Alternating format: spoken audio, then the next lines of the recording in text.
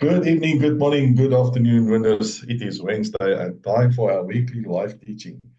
Maxwell Leadership Coach Chris van Eck here, and I'll be your host for the session in which we'll be discussing social skills in the workplace.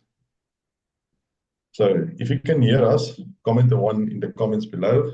Also let us know in the comments where you are watching from.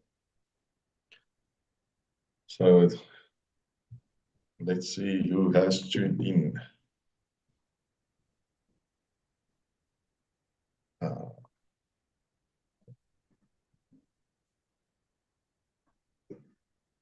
Let's see who has tuned in. Looks like it's going to be a good one tonight. Alrighty. Okay. Just want to give you an overview of what we're going to have a look at tonight. In today's fast-paced and competitive work environment, social skills are more than just a nice to have. They are critical for success, whether you're working closely with a team, leading others, or engaging with clients. Your ability to communicate clearly, collaborate effectively, and to build strong relationships will set you apart from the rest. Okay, in this event, we are going to explore the key social skills that can help you excel in the workplace and advance in your career.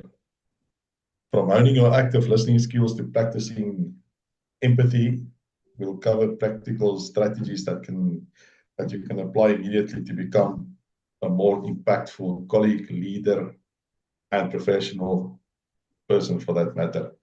So let's dive in and discover how refining these interpersonal skills can enhance your performance and expand your influence in any role.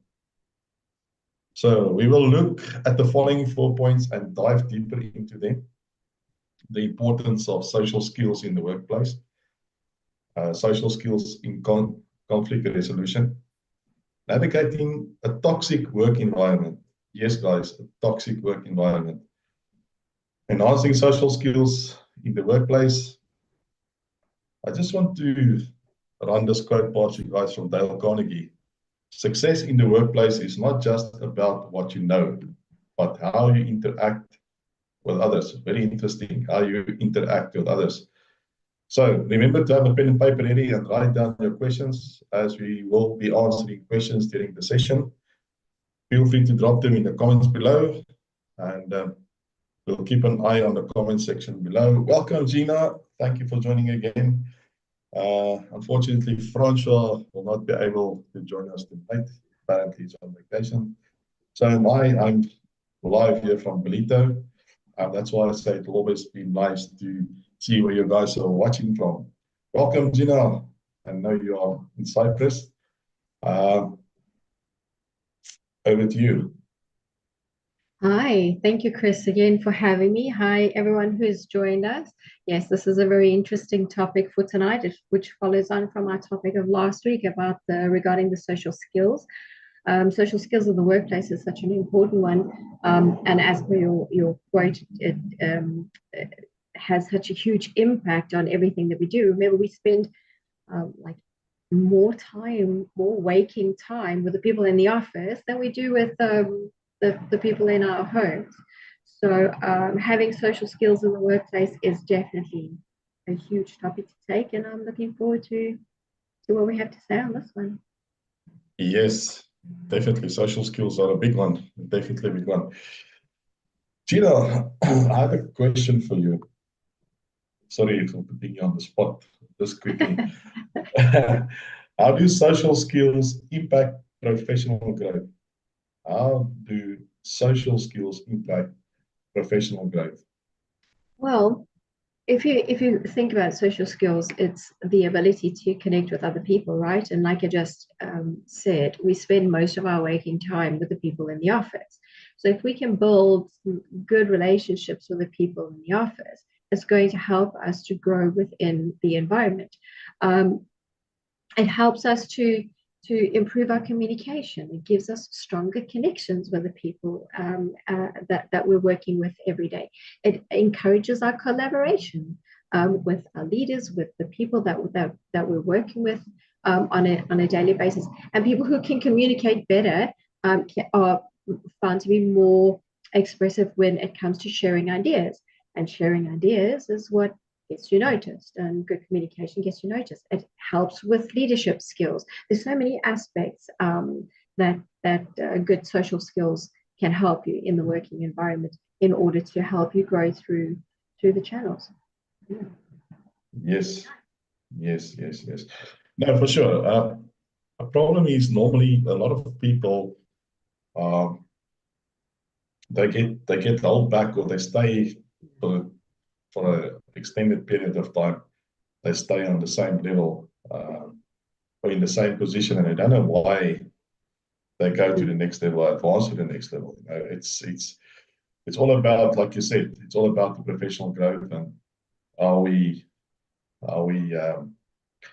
foster our stronger connections, and how we improve our communication, and how we exert ourselves, because communication is not always, people think it's all about the verbal part. It's also the non-verbal. Exactly. And then it's also got to do with our emotional intelligence, by how we interact, and how we take decisions based on how we react to our peers, or communicating upwards or downwards. Yeah. And people always think it's just about me, myself, and I. Guys, it's not always about me, myself, and I. It's also about the people around you. It's actually, like John Maxwell said, the 360-degree leadership role. So it's up, down, left, right, and center. And also how adaptable I am and flexible I am in my dynamic work environment, because we're in a dynamic world, we're not in a static world. And then also get some other things that also comes to play to it once we think about it. So what do you think, Gina? This comes to mind now. What role does empathy play in resolving workplace conflicts? Oh, well, for me, as an HR manager, empathy has a huge role. You can't really, when people get involved in conflict, right? There's a lot of emotions that are running around, and if we do not show that we are actually able to see the other side of the conflict that's going on, and actually see it from the other person's perspective, then it makes it a little bit difficult to kind of diffuse the situation. Yeah, we need to, empathy helps us to find that common ground, like reach across and actually make them know that they've actually been heard, that you actually really understand them. Yeah, that's a huge part in the conflict resolution. Sorry, I have some fluffs flying around here. Sorry for the fussing tonight. But yeah, empathy allows you to find that connection with the person on the other side of the table, and build that bridge, like you were enlightening to last week. We were talking about building those bridges, right? So empathy gives you that tool that allows you to actually build that bridge and bring each other closer to the common ground where the solution can be found. Yes, no, that is true. It also helps us to how can I say, sometimes we have to stay calm and composed during a workplace disagreement.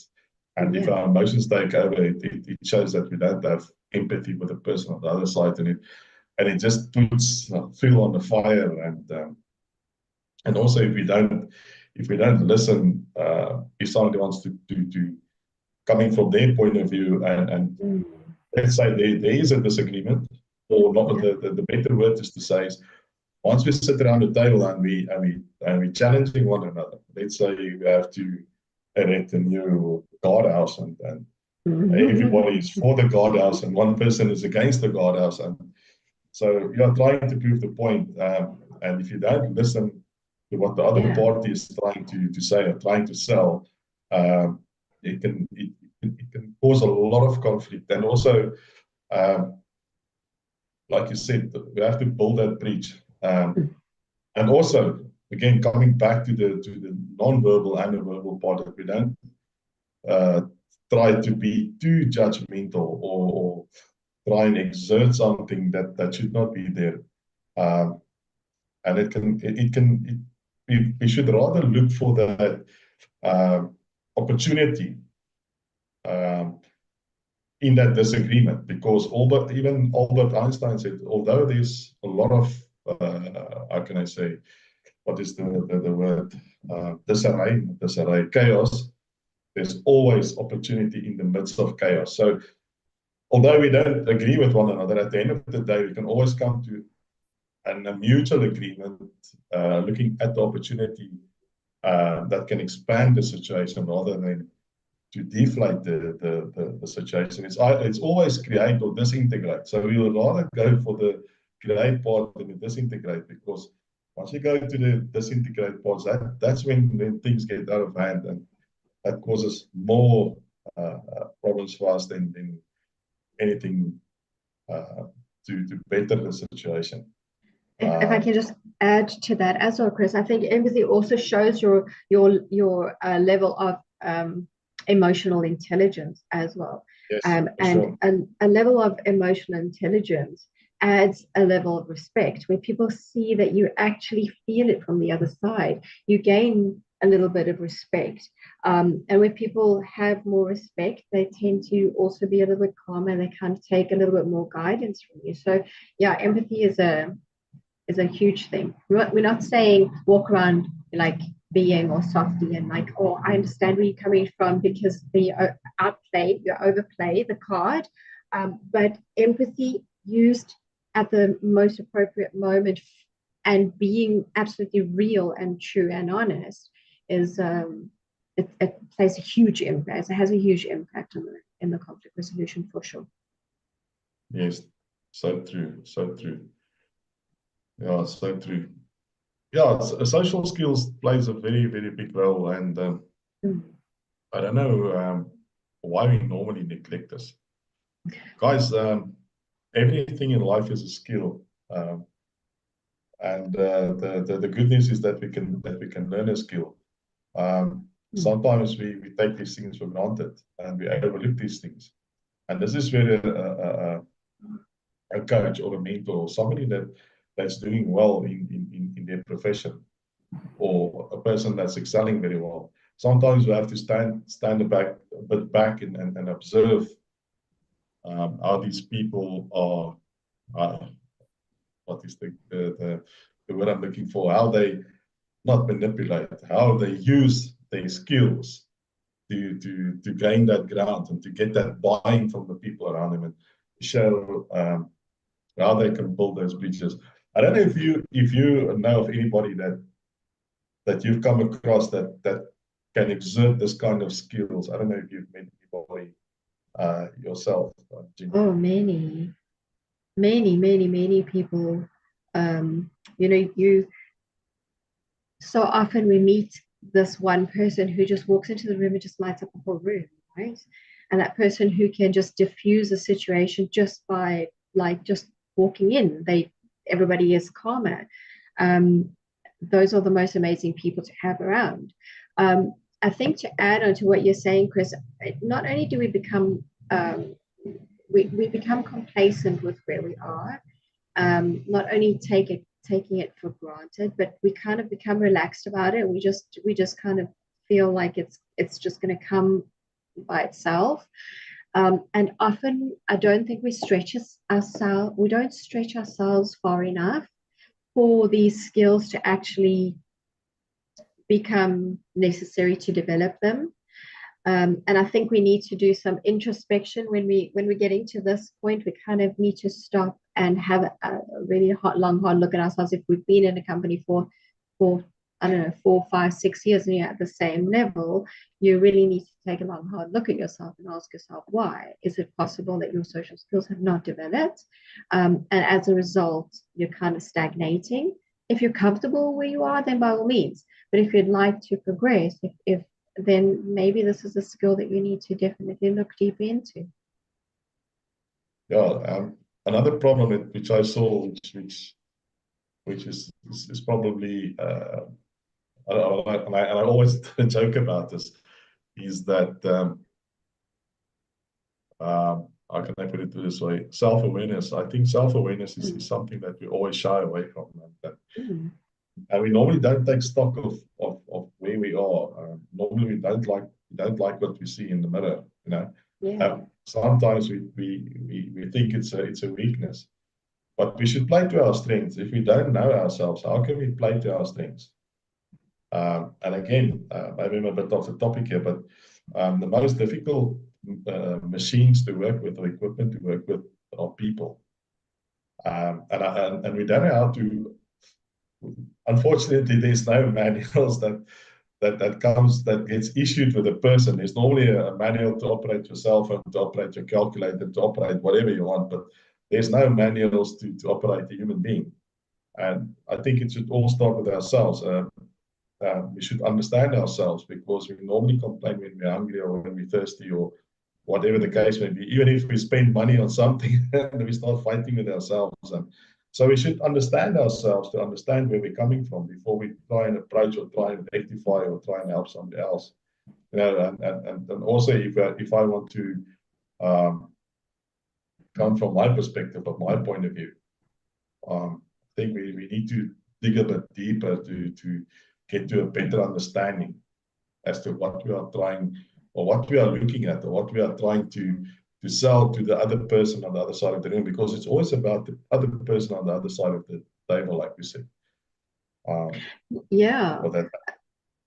To add on to that, Chris, remembering in a working environment, as much as it is about the person on the other end of the line, it's also about the company, right? And it's also about your position in the company. Exactly. We need to completely understand, firstly, what we're actually there for, right? And we always need to keep that in mind. And once we lose focus of that, then, at some point, something's going to go badly wrong. In a company, you're not going to find everybody's not going to have, just like anywhere else, everybody's not going to have the same personalities, right? The only difference that we have in the work environment is that these are people that we actually have to get along with at some point. You don't have to like them. You don't have to socialize with them after work. But when you're there from 8 to 5 or 7 to 4 or whatever your working hours are, you have to actually get along with these people, right? And that is what we're talking about. What we're referring to when we're referring to the social skills in the workplace. You get that one guy who just gets along with everyone, and everyone is always rosy, and everybody, it's just like everybody just loves this person. And you look at him and you think, I want to hit you with a brick. Why do I not like you very much? You get those people, and you get the other flip side of that is the people that, like, nobody likes this person. Nobody wants to take the time to actually get to know this person. They are abrasive. They are whatever they may be. Unfortunately, in a working environment, you have to accept them. You have to get along, because you have to remember what you're there for, and you're there for a specific task, and you have to get your task done. So, social skills in the workplace it's very different. If you're at a party, you don't like talking to someone. Oh, I saw someone. Sorry, I have to run. And off you go. In a workplace, you can't be doing that kind of thing. So your workplace skills, your social skills in the workplace is definitely something we all need to work on. I normally say I'm not there for a popularity contest. Yeah, but you get so much more. Yeah, you're there to get the job done, but you get so much more out of the people if they do like you, and if you can get along with them, and if you can find the common ground. And all of those little things come down to your social skills. How well do you know them? How well are you liked? Can people trust you? Are they going to come and speak to you? Are they going to follow you? Are you going to lead them? All of these things come down to. So no, it's not a popularity contest, and sometimes you need to walk in with a whip. But for the most part, it can be a pleasant environment if you just use the social skills correctly. Yeah. Do you think you as an HR manager, do you think talent retention is such a valuable thing, or not a valuable thing? It's something that we need to retain our talent. For that being, let's say you have people that's been working for some time in a company, and do you think social skills plays a role on that? I'm referring to the environment. because normally people resign from companies because of, there's so many reasons why, but I think it's maybe you can put your finger on it because you have a bit more experience than me Well, as HR manager. well, there's always a full list of reasons why people want to leave a company. They say, how true it is, I don't know, but they say people don't leave companies, they leave bad leaders, right? Um, I think it's a mix of a whole bunch of things. It could be the leader, it could be the environment, it could be the individual themselves. Some people are just, not satisfied with anything. So I think it is a combination of all things. Um, Talent retention in the workplace for me personally as an HR manager is a huge thing. But talent retention on its own cannot be seen as an aspect just by itself. Talent retention needs to be combined with that person's ability to fit into the team that you have going, a successful team. It's pointless me keeping someone because they have these great abilities, but they cannot work with a team, because then, my team's going to fall apart. So it is a combination of the two.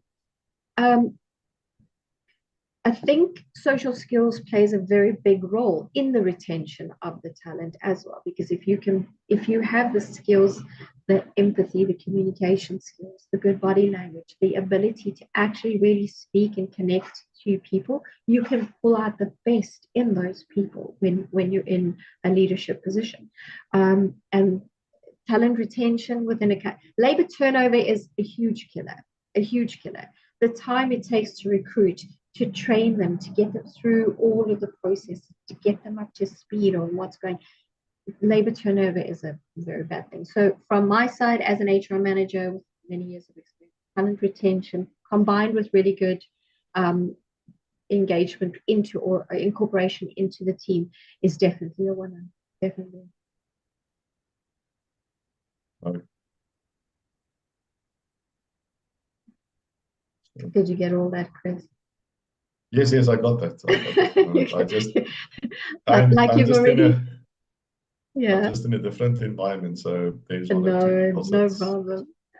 one or two needles that's coming up. Like you've said previously as well, if you missed it, you can always come and watch the replay. So Yeah, no, I got it.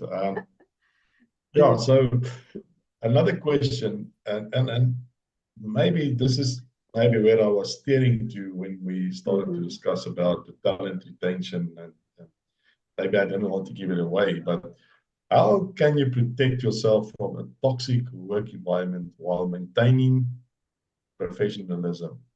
I mean, we are all professionals out here, so how do we maintain that professional image? in a toxic work environment. Sorry, so can you just repeat Yes, that question for me? How do we maintain professionalism in a toxic work environment? Is that what I heard you asking? I said, how can you protect yourself? How can you protect yourself? It's one of the questions I jotted down the other day when I was sitting and when How I do was you doing protect research. yourself? Yourself from a toxic work environment while maintaining professionalism. Professionalism. Yes. Well, identifying the toxic environment and where it's coming from would be the first start, right? There's always some toxic people, and by no means do we need to forget that we ourselves also sometimes exhibit toxic traits.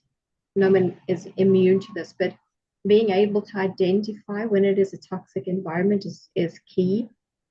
And then obviously to keep record of what's going on, like jot down when this is happening, report it if it's like going really, really too far, if it's becoming harassment, if it's becoming victimization or anything like that, you need to report it. That's what we have HR managers for, who need to be impartial in these kind of situations and take the necessary steps. For me, from my perspective, I would very strongly advise this person to set boundaries. If it is appropriate for you to approach whoever wherever the toxicity is emanating from.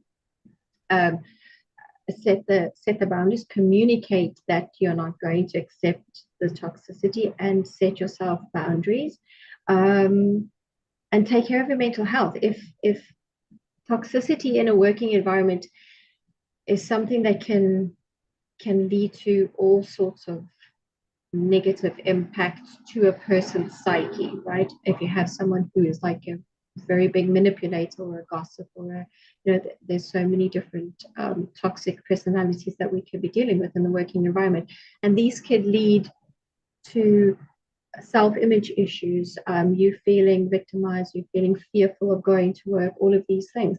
So identify the problem and report it. I hope that answered the question, Chris. Yes. What about setting boundaries? Yeah. I mean, set healthy boundaries and communicate them. Yeah, that's what I said. So, yeah, okay. Let them know. Tell them, I'm not going to accept this. This is not acceptable for me. An example, for example, I don't know what the toxic environment that this person might be dealing with could be, but for example, a manager screaming at you, a manager throwing things around on the table, inappropriate jokes being shared, negative feedback on a constant basis, unreasonable behavior, favoritism, when one person is getting all of the good remarks and you kind of just have to pick up the slack. Set those boundaries, but you need to communicate them, like we said in previous sessions as well. The boundaries mean nothing if the other person doesn't know that you have these boundaries, that you are aware of the behavior, you're not going to put up with it. So yeah, communication again is a very big thing here. Sometimes empathy also needs to play a role here. Sometimes we need to identify, is this actually really a toxic environment, or is this just a toxic situation right now that we can kind of address with a person, or is it actually the entire environment? So this is a very deep question, and I'm hoping I'm hitting some of the nails on the head at least with the response. No, for sure. I definitely, because the toxic environment is one of the it's not a very nice place to be in. No. I think that's why we see so many how can I say, cars getting derailed, or people losing their passion, what they used to live for. That's why I've seen this before, and I don't know if you've seen it, where you're a top performer in a company all of a sudden becomes the underperformer. Yeah. And sure. then they come to ask people to empty their desks, or people just out of the blue, they lose all faith and all hope, and they just pack their bags and they move on. And it's such a sad thing. On a daily basis, I see a lot of guys that added a lot of value and added a lot of passion for what they've done, and they normally protected the company's name, which they were wearing on their hearts, right? On the hearts, like a proudness, and all of a sudden, this person doesn't want to have, they don't want to have anything to do with that company. They just rather like to move on. And I think it might be, I cannot put my finger on it. Maybe it is because of this toxic environments that is there. Yeah, definitely. If I could. Yes. Sorry. I just wanted to add the second half. The question was related to how to maintain the professionalism as well. Don't lower yourself to that standard, though. Depending on what the toxicity is, I mean, there could be so many different things like gossiping and manipulation and all of these things. Don't lower yourself to that, and don't get involved in this similar thing. Maintain your professionalism by staying above these kind of behaviors, and take the necessary actions to protect yourself. Like I said, jot it down, report it, set the boundaries and communicate the boundaries and that kind of things. That's how you maintain the professional behavior. Don't get involved in screaming matches and gossip and office politics and all of these things. that play such a big role in toxic working environments. Just stay above it. Yes, no, so true, so true. Seems like we have a question, Gina, while you were giving us the feedback on toxic work environment. Jamie, thanks for your question. Jamie, all the way from Nelspruit.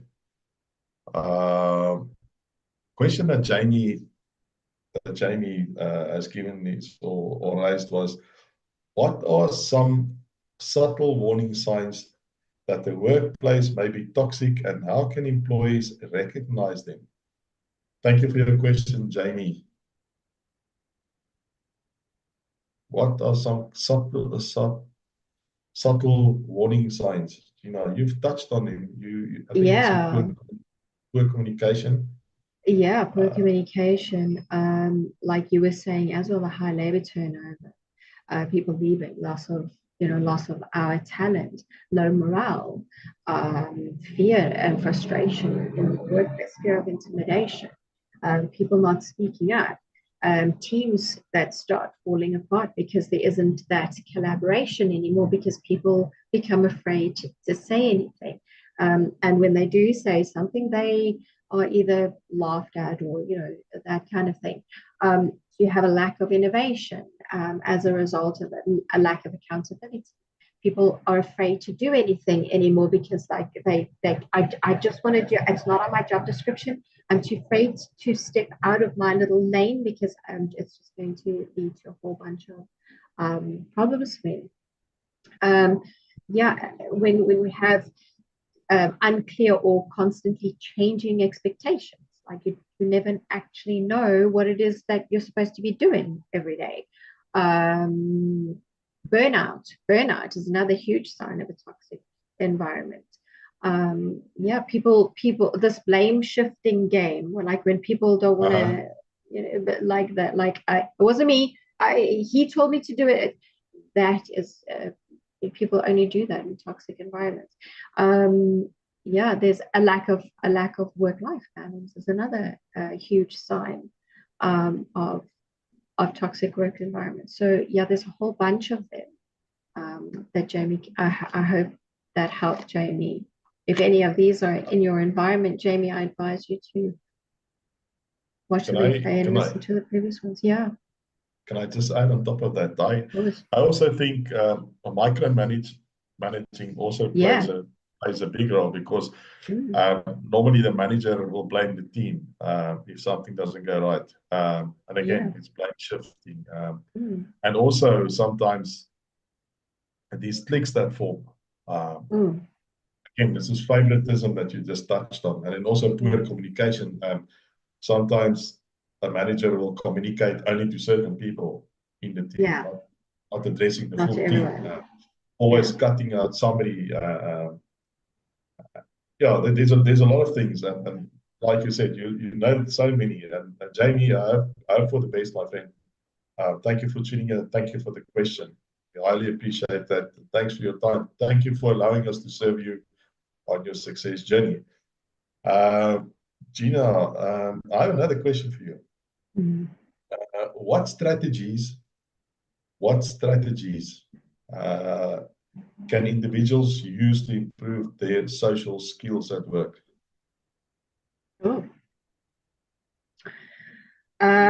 Training.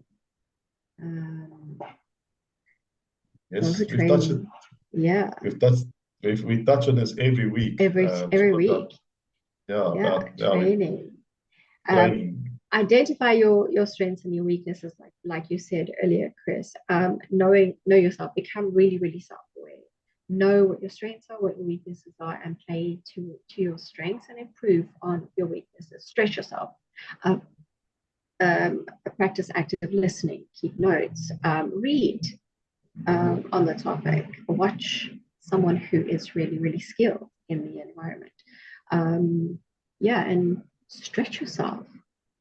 Stay away from the office politics, like you were saying earlier on, but training, reading up on the topic, listening to podcasts like this one, asking someone who's really good, that's what people can do to improve their skills, definitely. A great one. Yeah, I'm a firm believer of self and investment. I normally say the best project you can work on is yourself. Always seek a mentor, seek a coach, and also accountability buddies for that matter. Get somebody to hold you accountable, to track also how you are progressing and how you are developing your social skills. And one also needs to start to participate in team projects to and how you can continuously develop your social skills. Also attend workshops if there's any workshops. And then also join cross-functional team projects so that you can start to understand how different departments operate and how to collaborate with them. And that will be an immense, how can I say it, morale booster, because once you start to understand the business, the better for yourself. Because normally I used to work for one company, and my line manager, he asked me the one day, do you understand the business? Yes, I understand the business. I said, okay, now what is our business all about? And I said, no, it's to produce petrol. I said, no, it's not only about producing petrol itself. You need to understand all the mechanics, everything, all the gears and everything of the business, how the whole business sets together. And I think if once start to understand what's happening in your company or what's happening in the business, if you look at the bigger picture, then that will also help you to enlarge or better and grow your social skills. While we were chatting away, I see there's another question that just came in. Again, from Perth. Sherry, wow, welcome again, and thank you for joining. And I mean, it's very early in the morning. I think there's an 8-hour difference between down under and where we are streaming from. Question that Sherry, thanks for your question, by the way, Sherry, all the way from Perth. The question that she had, or that she has, and it just came in. How can leaders and managers identify and address their own behaviors that may contribute to a toxic environment? Again, on the toxic environment. So yeah, it seems like this is the new buzzword, toxic work environment. Yeah, hot topic for sure. It's sad actually to think that so many people are experiencing this. How to identify toxic behavior in yourself is to again be very self-aware. I think, Chris, you've already touched on some of the responses. Be self-aware, ask for feedback, ask people to evaluate how you address certain situations. Be honest with yourself. And then attend workshops. There's always a way to improve when you have identified some sort of weakness. Work on the empathy as well. Yeah, self-awareness. I don't think we can say it enough. Yeah, just become real with yourself. And also go and look at the results that you're receiving. Like when you have certain situations, go and have a look how you've reacted in those situations and see what the result was. What did you get back? Did you get collaboration? Did you get fearfulness from your employees? Is your labor turnover increasing or decreasing? Are you building lasting relationships? Are people coming and speaking to you? These are all like things that you can definitely look at to identify if you are being. And like I said earlier on as well, remember, we all exhibit some toxic traits at some point. So don't be too hard on yourself as well, but do get honest and seek help if you've identified that you are a little bit leaning more towards the more toxic kind of side of things. Seek some help. Get some help to address these toxic traits that you might be exhibiting. I hope that And I helps, think Sherry. I just want to add something on top of that. We also need to be, as a manager or a leader, we also need to be accountable of what we do, how we treat Yeah. our teams, and how we give feedback, and how we communicate to them, and what we share, and are we living up to the company's values, and are we living up to Absolutely. our personal values? Because Mm. this is normally the thing. I mean, why do we join the company? Or why does the company invest in us? Because they believe in the value that we bring to the market, because we normally get paid for the value that we bring to the market, and not Yeah, vice versa. exactly. And Exactly. again, if you want to be a person of value, you should have some values of some sort. But again, maybe I'm going off the point here, but I'm a firm believer that one should have some good values, and that's where everything starts from. So yeah, and again, self-reflection, like you said, is a big thing. That's really something that we need to look into. So yeah, social skills is a very nice topic that we are talking about tonight. I just want to check if we had any more questions that came in. I'm just checking through social media if there's something that came in. I don't know if anybody sent any questions to you. I just want to check on if we received any other questions. All right. I have one from Tatiana in Cape Town. Tatiana, I hope I'm pronouncing that correctly. Welcome, and thank you for joining us.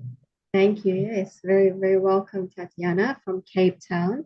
Tatiana asks, how does a toxic work environment impact employee creativity, productivity, and innovation? That's a very good question. Shall I give you the floor, Chris? Yes, thanks for the question, Tatiana. Thank you for joining. If it's your first time here, please feel free and share as far as you can, also to somebody that can benefit from this. And thank you for allowing us to serve you on your success journey. Yes, this is a very, very good question. Like I said earlier on, toxic work environment has got a big, big, big impact, especially on your top performers. All of a sudden becomes the underperformer. When we go out for the yearly merits or the half-yearly merits, you'll definitely see a decline in somebody's results of what the person has achieved, looking back at the previous years. And this will cause a person to go back into their shells. There will be this person will or a person, you'll definitely pick it up that the person is all stressed up. They will not share any ideas. They'll stop being creative. They'll be really be demotivated. They will start to complain. Although they were always carrying the company's name at heart, and they were always proud to be part of this company, all of a sudden they just down talk the company, and everything that the company tries and put on the table, all of a sudden this person will down talk it. The person will start to how can I say, stay away from any not a social gathering, but if there's a company get together or something, all of a sudden this person will just withdraw and will not partake in anything. If there's like a team building event, this person will always have an excuse, and all of a sudden this person will also start to with this, what do you call it, absenteeism. All of a sudden this person will show something like they're always sick, or they always have an excuse, or they never meet the targets, or if they were a team player, they'll no longer be part of the team. That's the sad part. And this becomes, how can I say, a downward spiral. It's going to have a big impact. And this person will also start to, it's like a rotten apple in the basket that can start to toxify, or if that's the correct word, influence the people in a bad way. I hope Poison. that answers your question, Tatiana. Thanks again. Great question. If I could just add to that, I think what happens with a toxic environment is that the motivation to do good gets lost because there isn't any positivity that's coming back from it, which in turn then leads to people losing, like you were saying, their creativity. They don't want to share anything anymore. Sometimes people actually get laughed out in public, in not public, but in the work environment. In a meeting, they might get laughed at or get blamed for decisions that might have been made or ideas that have been shared. So these toxic environments lead to fear and stress and all of these things that you've just mentioned now.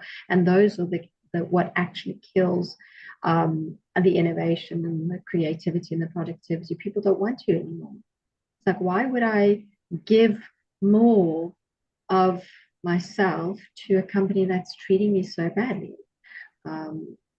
So yeah, people who are treated better want to do more, want to give more, and you're always willing to do more.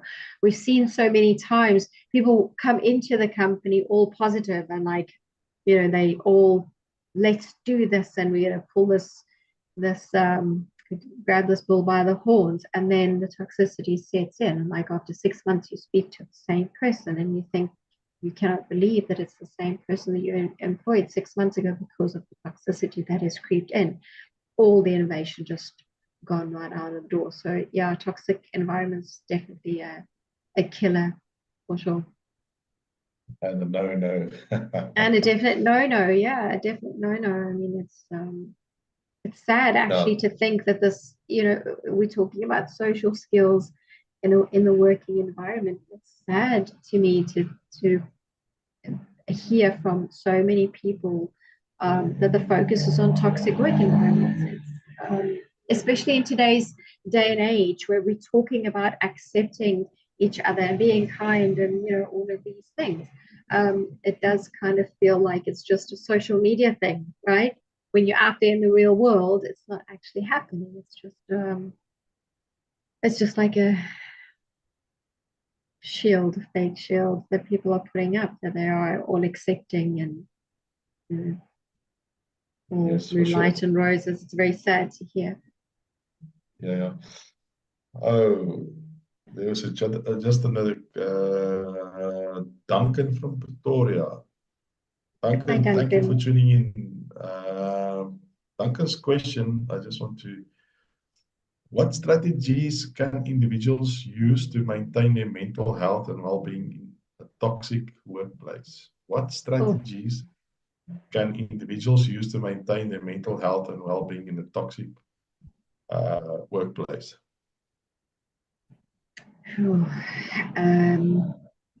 Wow, I think we touched on it earlier, Chris, when we mentioned on how to deal with toxic environments, right? When it comes to Yes, your yes.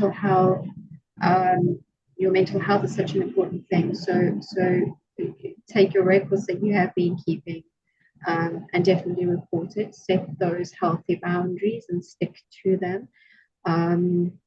And I don't know, I would advise working on an exit strategy secretly. Yes. Of course, don't tell the whole world that you are working on an exit strategy. But if you are in a situation that is not good for your mental health, get out. Sadly, sad to say, but yeah, get out. And also don't share what is your next move. Yeah. And definitely seek some help, like you said. Like you also said, keep records if you have to approach HR as to why you're leaving. Or let's say something comes up for that matter. Or let's say you get, for some matter, you get victimized and you end up in disciplinary hearings. And you have to prove yourself. You have to prove yourself as to why the wheels came off the cart. But never ever discuss anything with a colleague that you think you can trust. Guys, just remember, one tip, people at work are not your friends. And when the problem arises, you'll be the first person they'll kick in front of the bus. If I can put it in that way. So, like Gina said, Duncan, work on an exit strategy, but don't mention it to anybody. If you have to get out, and definitely get some help out there so that they can help and assist you how to how can I say, regain uh, the person who you are, that you know that you can be or that you should be, for that matter. That you don't go into, yes, go for it. You know? No, carry on. If you get another opportunity so that you can be the best version of yourself, that you don't get there and fall into the same trap. Yeah. I just want to add something, Chris. You're saying that we need to be careful because people at work are not our friends. Some of my best friends are people that I work for. What we need to differentiate is when we are friends and when we are colleagues. We don't take work home, right? And we don't bring friendships and relationships into the working environment. I have very often been in the very difficult situation because I've been in managerial positions most of my career. It's very difficult to draw that line between now I'm acting as your friend and now I'm acting as your manager, or those are the lines that get blurred.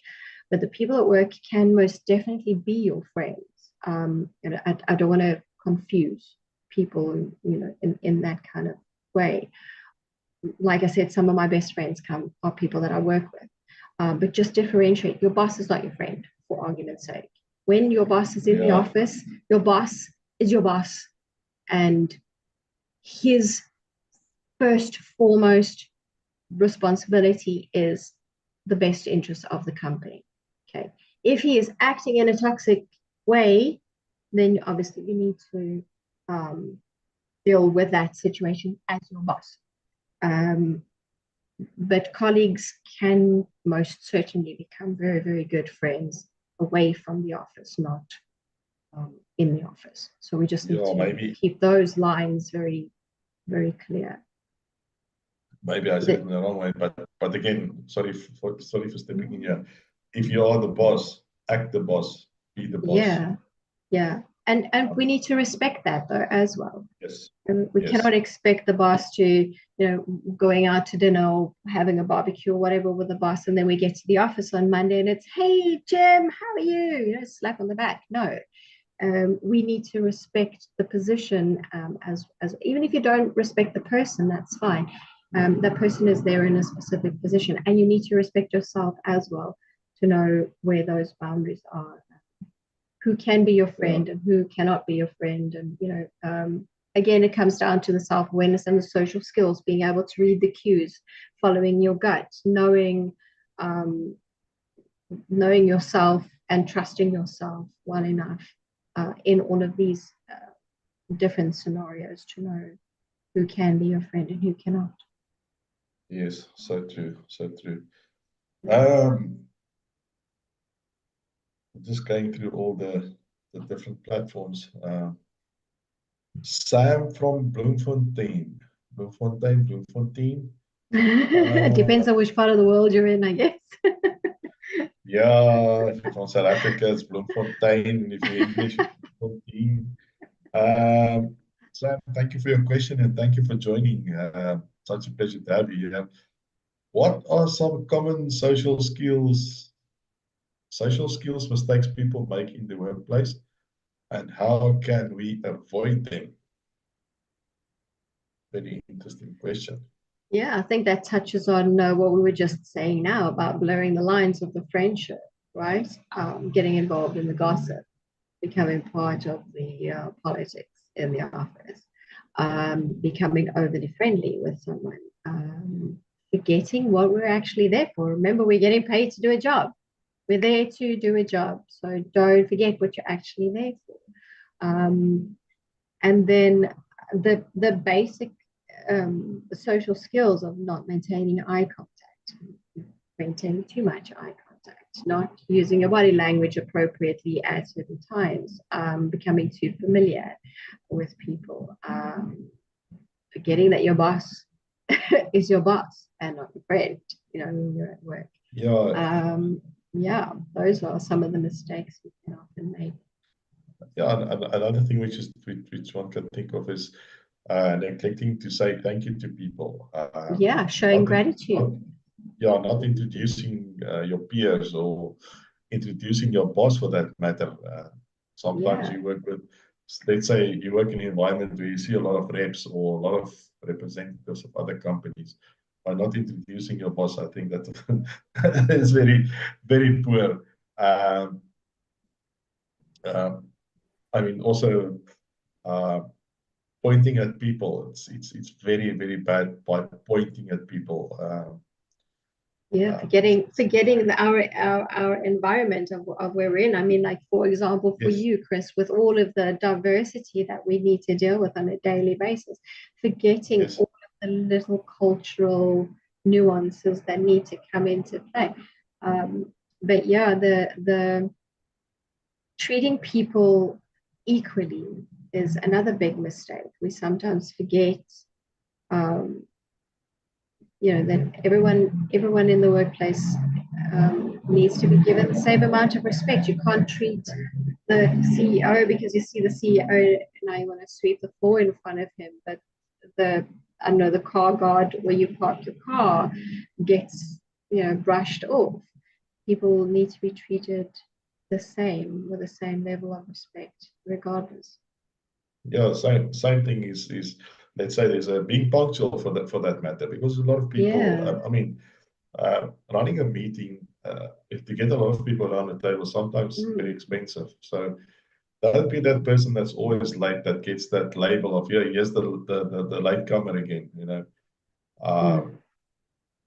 So talking on the phone while somebody else is talking to you, or texting while you're having a conversation with your boss or somebody else on the other side of the room.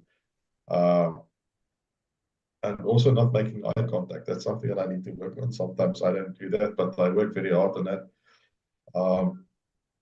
So yeah, those are some of the things that really, really one should nurture or work on or focus on. There's a question from Lapole Eddie Mohlala. Eddie, you didn't say where you're watching from. This is coming from our YouTube. What techniques can we use to help employees experience the toxic workplace environment? What techniques can be used to help employees who experience a toxic workplace environment? Gina, I see you dropped off.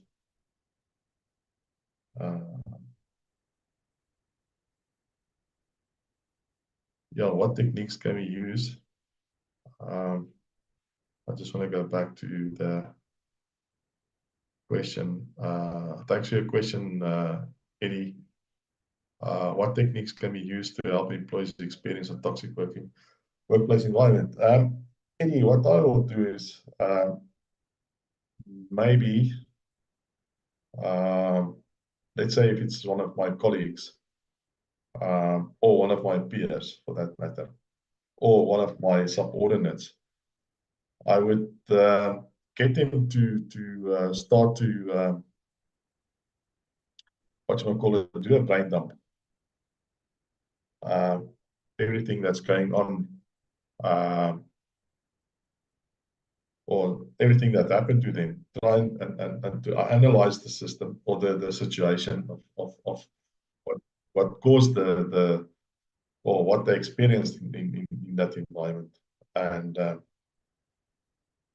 go to a mentor or go to a coach or go to accountability buddy, or go to somebody that is neutral and get that person to sit with you and understand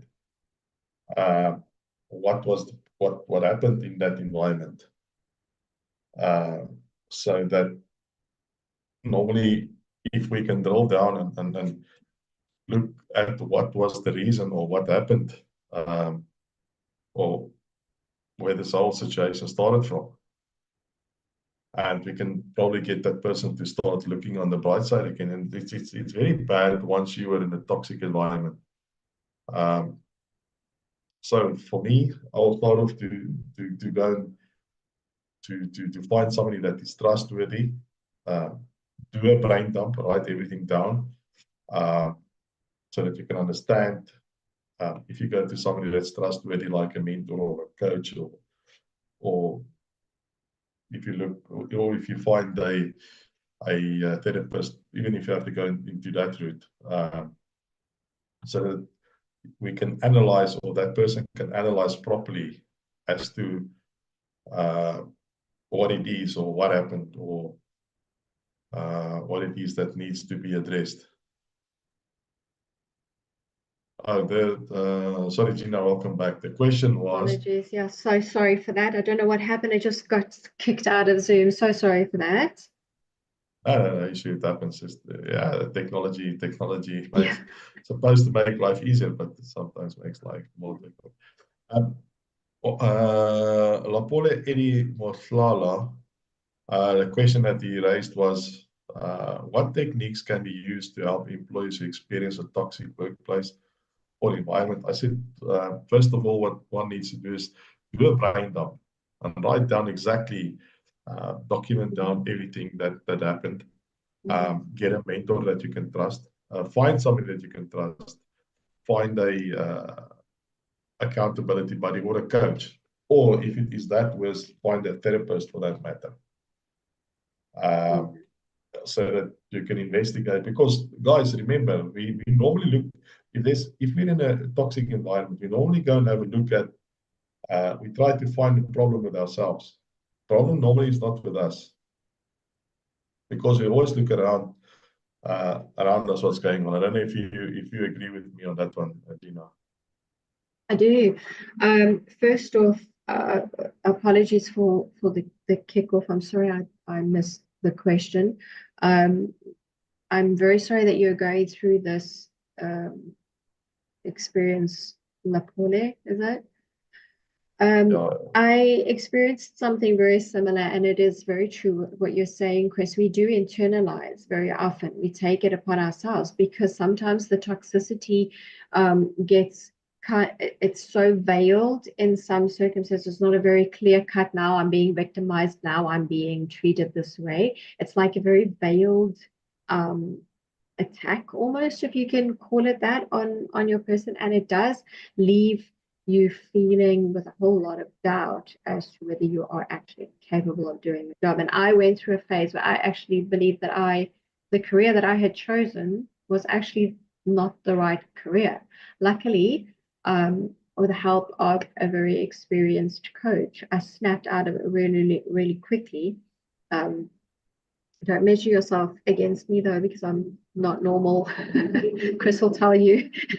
But what helped me was to take the moment, like Chris said, and actually do the brain dump and go and see what was actually going on here. Was it actually me? Was it not me?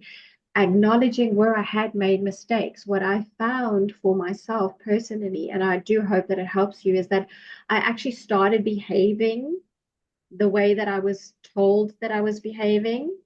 It's almost as if I started believing that I was as useless or as bad as they were making me out to be, even though actually I wasn't. So doing that brain dump is very important. Go and look at what has happened, and then do the self-awareness. Go and look at your strengths. Go and have a little bit of faith. Ask a friend that you trust.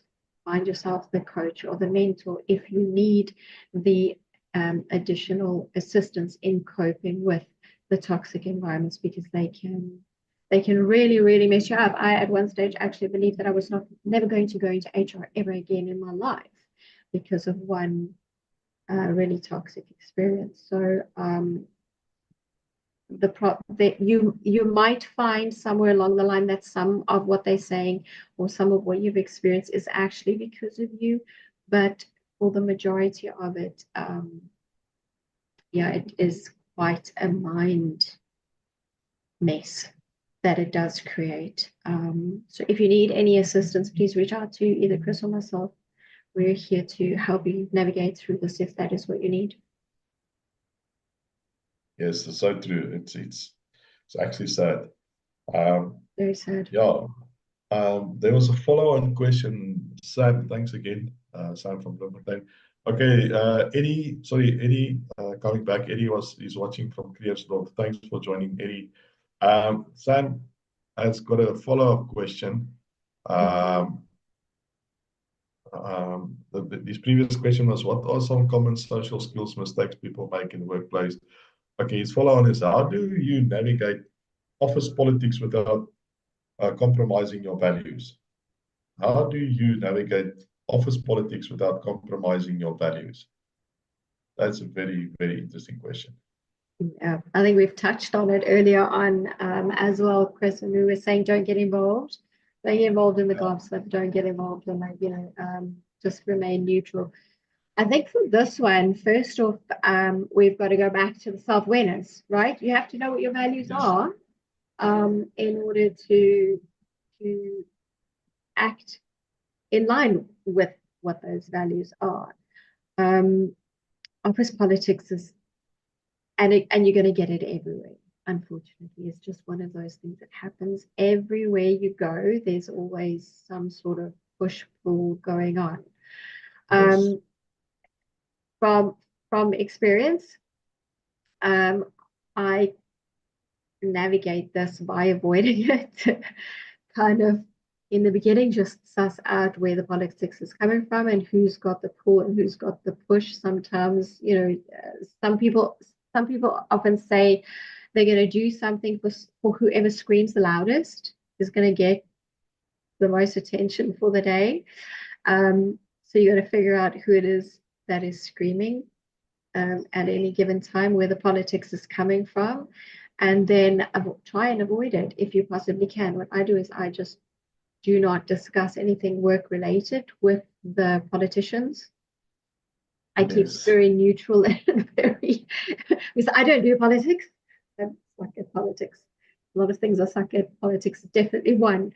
But avoid speaking politics with them. Keep it to, how's the wife? How's the kids? How's the dog? Have you fixed your car? Oh, okay, that's lovely. Hope you have a great day. Don't have to avoid these people, just avoid political. Just stay away from it. That's stay away from it, just avoid it as far as you possibly can. But you need to know who the politicians are, and you need to know what your values are in order for you to rise above them. And obviously, sometimes, you get the situations where people actually gravitate towards you because you have such high values, or because for whatever reasons you want to stay out of it. They kind of want to pull you into it. And then at some point, you might actually have to just be blatant about it. Just like, guys, I'm not interested in your politics. Please, keep your politics to yourself. I'm here for a job, and, leave me out of it. If it is possible for you to do that, then definitely try go down that route. But otherwise, just avoid. Yes. Unfortunately, we've gone over our as usual. Just as things starts getting interesting, and any last thoughts from you? Any last thoughts on social skills? Well, or tips, or whatever you want to share. We started the session discussing social skills in the workplace, and that with the follow-on from last week. And our main focus tonight has been on toxic working environments. Yes. And I'd just like to give a word of hope to people out there. Not all working environments are toxic. At some point, you're going to have to make a shift from the toxic ones, but there is better out there. Take what you can, learn from the toxic environment that you might find yourself in, and build from there. Don't internalize it. it might not be yourself, but you do need to be honest with yourself, and accept your own toxic behavior, but try as best as you can to rise above, because there are some amazing places to work out there on the market. If you do need any sort of assistance dealing with the toxic environment and the negative effects of this, like I said earlier, Chris and myself are most definitely available. So yeah, I wish I could speak to some leaders out there, shake them out of their toxic behaviors. But yeah, we're definitely available if you need any assistance. Thank you for your kind words. Thank you for your time. Guys, if you are battling to pinpoint those social skills, those blind spots or those roadblocks, like Coach Gina said, we are here to help you guys. If you're watching the replay, or for that matter, comment hashtag clarity in the comments below for a 30-minute clarity call, or drop us an email at chris@positivemindset.co.za.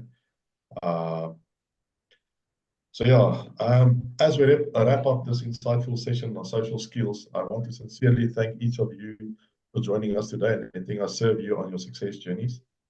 I think this is worthwhile writing down or come back to watch the replay. Social skills go beyond simple communication. They're about creating real connections, practicing empathy, and handling the complexities of human relationships with understanding and respect. And then also mastering social skills is an ongoing journey. It requires a commitment to continuous growth, staying mindful and being fully present in every interaction. As you move forward, I challenge you to apply what we've discussed today. Like we said, we are here to assist you guys anytime. If you want to check out those blind spots and also get some clarity. Guys, be patient with yourself and others and embrace the power of authentic connections. Remember, each step you take will enhance not only your professional life, but your personal relationships as well. It's not always in the professional environment that social skills plays a big role. It also plays a role with our close relationships, our families, and our partners for that matter. So, guys, it was really wonderful to have you guys here. If you watched the replay, comment hashtag replay in the comment section below. And make someone else's day better by sharing this teaching. Thank you in advance. Thank you once again for joining this session. Let's continue to grow, connect, and make a positive difference in our communities.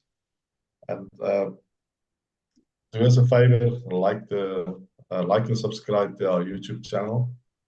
And thanks again. Have a blessed weekend.